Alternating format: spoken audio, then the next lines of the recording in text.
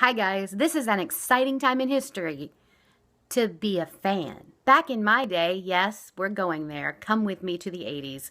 It was hard to be a fan. To keep up with your favorite artists, you just kind of had to wait for them to be on the news, on the radio, or in a magazine or newspaper.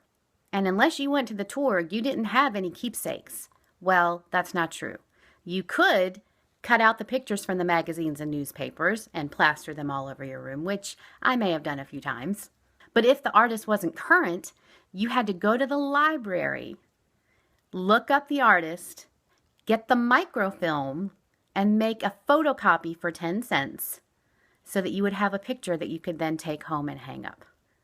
I spent many, many dimes. And if you wanted the official news, you had to write a letter to the artist's management and hopefully become a member of their official fan club, which would send out a newsletter 2 or 3 times a year with some pictures and hopefully even a quote from the artist. Mystery Science Theater 3000, you know, the one with Tom Servo, actually had a message at the end of each show that said, keep circulating the tapes. So they were encouraging their fans to videotape the shows and circulate them with other fans so they could get to see the episodes.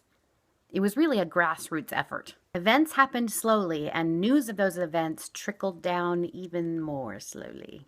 And unless you saw somebody at a concert, just forget trying to connect with other fans.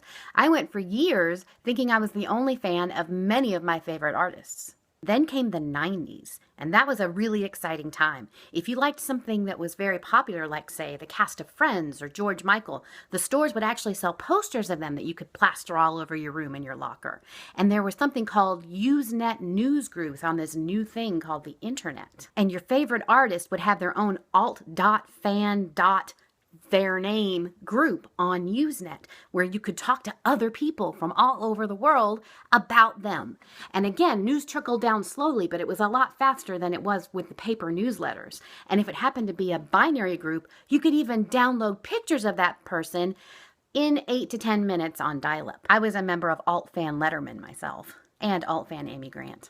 Today, we have the internet and fandoms and Tumblr. You can follow your favorite artist on Twitter and Facebook and Instagram. You know what they had for breakfast. You know what projects they're working on unless they're going to Beyonce it. And best of all, we as fans can connect and share our excitement or our sadness. We can share our creative drawings and our GIFs or GIFs, depending on how you pronounce it. And we can even venture into the world of fan fiction if that's your thing. That might not be my thing. And the artists' websites have gotten so much more evolved. They keep you up to date on what they're doing. You can communicate with them on some of the sites. You can buy merchandise even if they're not going on tour or even if their tour isn't coming close to you. But again, I think the very best thing is that the fans can communicate with each other.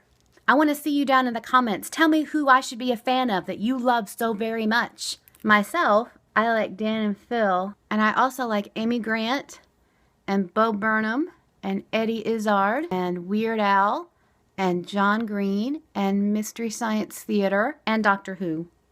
David Tennant, I need a moment.